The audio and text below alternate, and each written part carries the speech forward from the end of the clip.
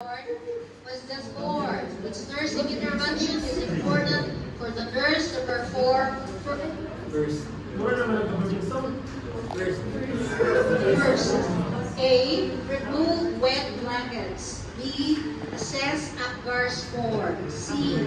Insert eye prophylaxis. D. Listen the oral reflex. Time starts now.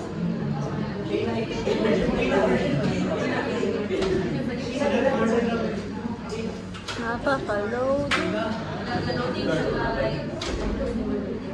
Against letter A, because they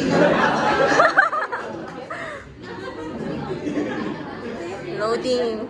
become hypothermic.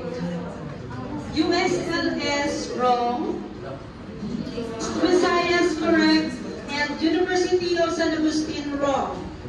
University of Negros Occidental Recoletos wrong. And Foundation University also wrong.